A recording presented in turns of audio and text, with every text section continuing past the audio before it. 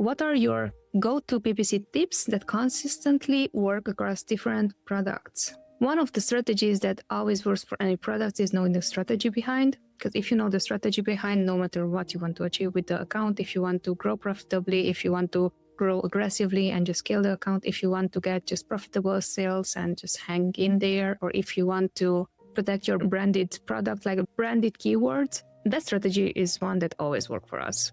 Knowing what you're doing, staying accountable for what you're doing, and then delivering the results. That's a strategy that always works. Now, when it comes down to other strategies, again, this is a PPC tip that it's not PPC related, which is always keep 80% focus on what already works and manage it. Especially with advertising, everyone has the less shiny thing that I just found out, and this is how you use AI and so on. All those things are great, but all those things are designed to take your focus away from whatever you're working on. So just be very, very careful. The 80% of the things that you can do for Amazon PPC is that double down on whatever already works for you, right? If you see that there are profitable sales, make sure that those campaigns are running, make sure that you're not accidentally pausing something, make sure that you always increase the daily budget if you see that the budget is running out midday. Ensure that whatever works already is well managed. 10% I would give to keeping systems in place.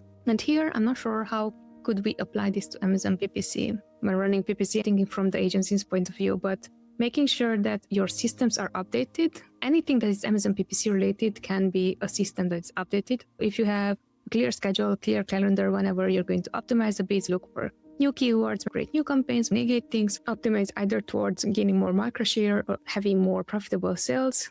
That is the system. So making sure that is updated. And if you changed anything within that system, take note of it and update any SOPs or documentation you have on the system. The rest 10% would go into learning, and we have allocated time for shiny objects that we are testing. The latest thing we implemented right now in the agency is AMC, so Amazon Marketing Cloud Campaigns. I'm going to be upfront with you. This is something that other agencies already created content about for the past 3 months, and they're advocating for it. How cool is it? And like, yes, it's really cool. The brands that we're managing right now, I cannot lose on whatever brings them money. If I lose focus, the team loses focus, and then the brand is going to lose focus. And we're like looking at things that right now are not helpful for us.